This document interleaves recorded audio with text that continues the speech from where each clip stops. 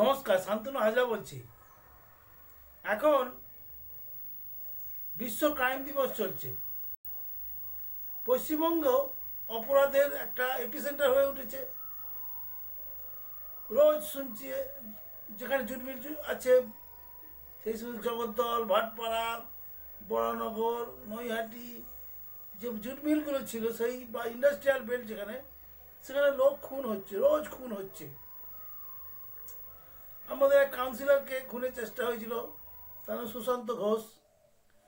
আমাদের ছোট ছোট ছেলেদের তরুণের স্বপ্ন নাম করে যে ট্যাবে টাকা দিয়েছিল পশ্চিমবঙ্গ সরকার, সেগুলো মাঝ রাস্তা দিয়ে উধাও।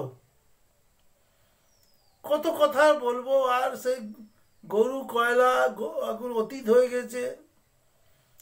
এখন শুধু খুন জখম আর ডাকাতি। সোনার দোকানগুলো পরপর ডাকাতি। কালকেও মুকুন্দপুরে ডাকাতি হয়ে গেছে সোনার দোকানে।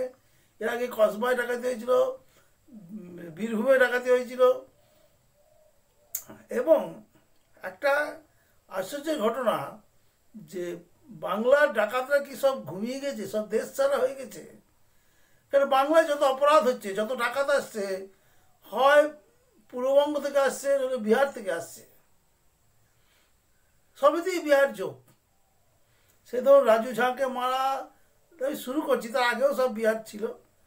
আপনি অশোক সাউকে কালকে মেরেছে, তাকেও সেই বিহারের লোক মেরেছে। আজকে জামতারা গ্যাং বলে যে বিখ্যাত গ্যাংটা উঠেছে, সাইবার ক্রাইম তো পুলিশ কিছু করতে হচ্ছে না, অপরাধ দমন হচ্ছে না, সেও সেই বিহারে পার ক্যাপিটা ইনকাম গোটা দেশের যে পার ক্যাপিটা ইনকামের গড় তার অর্ধেকেরও কম। তাই বিহার হলো এখন অপরাধী দেওয়ার আমাদের একটা রাজ্য। ওখান থেকে অপরাধীরা আসে, সে সুবোধ ঘোষ বলুন, কুন্দন বলুন, কে না আসছে সব বিহার। তা বাঙালি ডাকাতি, চাটুর্যে মুখুজ্জে, এদের আর নাম শোনা যায় না। বাংলাভাষী ডাকাত বলতে দু একটা মুসলমান, মনিরুদ্দিন, গরিবুদ্দিন যা আছে, এই দু একটা, তাও তাদের বিহার কানেকশন আছে। বাঙালি মুসলমানরা অপরাধটা এত করে না। বিহারি মুসলমানদের ধরা পড়ছে, যাদের বিহার কানেকশন আছে। এই পরশুদিনও যে ধরা পড়েছে ইকবাল, এরা সব জাতিতে বিহারি, ভাষাটা বাংলা বলে। তাহলে বাঙালি ডাকাতদের কি হলো? তো দেখুন, বাঙালি ডাকাতদের তো বাঁচানোর দরকার। তারা হয়তো জামতারা গ্যাংয়ে বিহারিরা যেভাবে সাইবার ক্রাইম অপরাধে দক্ষ হয়ে উঠেছে, হয়তো বাঙালি ডাকাতরা মদেতে ডুবে গিয়ে, গাঁজায় ডুবে গিয়ে, আর এই শেষ বয়সে রিক্সা টেনে টেনে তারা আর লাইম লাইটে উঠতে পারেনি।